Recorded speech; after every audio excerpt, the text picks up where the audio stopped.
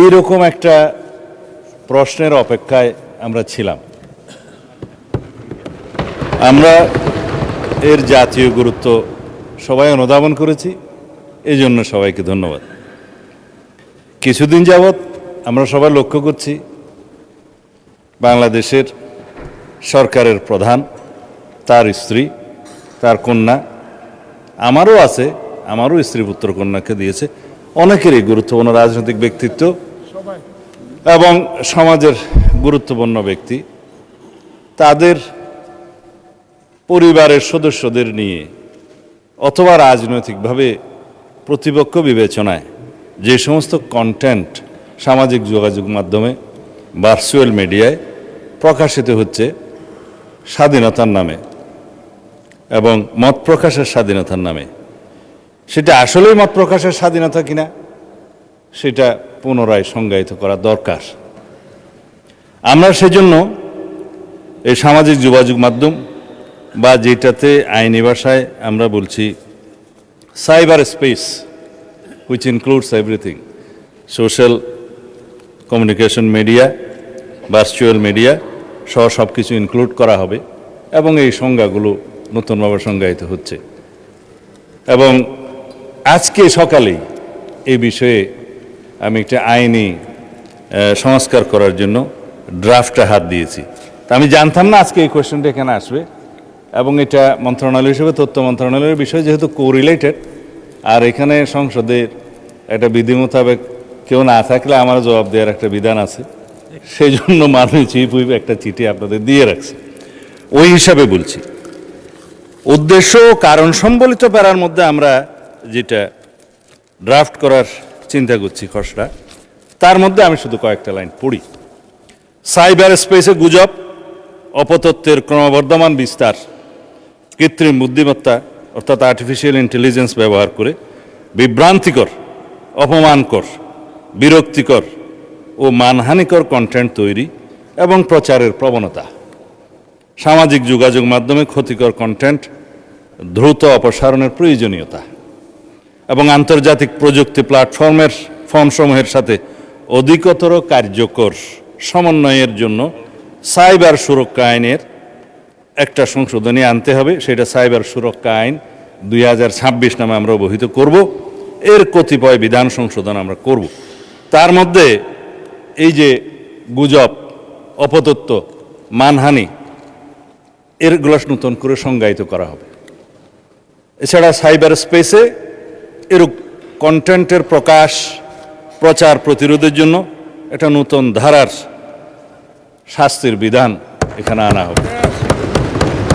আবার আন্তর্জাতিক প্রযুক্তি প্ল্যাটফর্মসমূহের সাথে কার্যকর সমন্বয় এবং সময়সীমাভিত্তিক কন্টেন্ট অপসারণ ব্যবস্থা নিশ্চিত করার জন্য আর একটা নতুন বিধি সংযোজন করা হবে।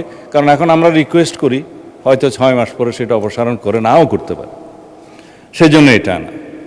আর এই যে রিপোর্টকৃত কন্টেন্টের অপসারণ প্রক্রিয়া অধিকতর কার্যকর এবং জবাবদিহিতামূলক করার জন্য সেখানে বিধান আনা হবে। এবং আইনশৃঙ্খলা রক্ষাকারী বাহিনীর পাশাপাশি সরকারের নিকট থেকে ক্ষমতাপ্রাপ্ত অন্যান্য সংস্থাকেও আমরা এবং বাহিনীকেও এই সমস্ত তথ্য উপাত্ত অপসারণ, ব্লক এবং স্থানান্তর করবার জন্য আমরা ব্যবস্থা রাখব। সেখানে আমরা অনেক অথরিটি আছে, জাতীয় সাইবার সুরক্ষা আইনের মহাপরিচালক আছে, প্রযোজ্য ক্ষেত্রে বিটিআরসি আছে, তাদেরকে আমরা এই ক্ষমতা দিতে পারি। এখানে বলে রাখি মাননীয় স্পিকার, জুয়া প্রতিরোধ আইন 1867 সনের আইন, সেই ব্রিটিশ আইন দিয়ে আমরা এখনো চলছি। সেইটা 1867। নতুন করে আশা করছি সংসদের এই সেশনে আইনটা আনতে পারবো, ফাইনাল স্টেজে আছি, জুয়া প্রতিরোধ আইন। সেই জায়গায় জুয়া, অনলাইন জুয়া, অফলাইন জুয়া, বিভিন্ন প্ল্যাটফর্ম এগুলো ব্যবহার করে যেই অপরাধগুলো সংগঠিত হচ্ছে তার সাথে মাদকও জড়িত, ওয়েটিং জড়িত, এগুলো এখন আধুনিকায়ন করতে হবে। আমরা আরও অনেক আইন আনার চেষ্টা করছি। আইনি কাঠামোটা দাঁড় করা গেলে সেটা তখন প্রয়োগের ব্যাপার। প্রয়োগের ক্ষেত্রে তখন মিসইউজ হচ্ছে কিনা, অ্যাবিউজ হচ্ছে কিনা সেটা তখন দেখা যাবে, সংশোধনের মাধ্যমে যেতে হবে। কিন্তু আমরা আইনেই আনি না মাননীয় স্পিকার, সবাই এখানে আমাকে বলছে যে মাদক প্রতিরোধ করুন, মাদকের জন্য মাদক দ্রব্য নিয়ন্ত্রণ আইনের ড্রাফটটা করে ফেলেছে, এই সেশনে হয়তো আনতে পারবো।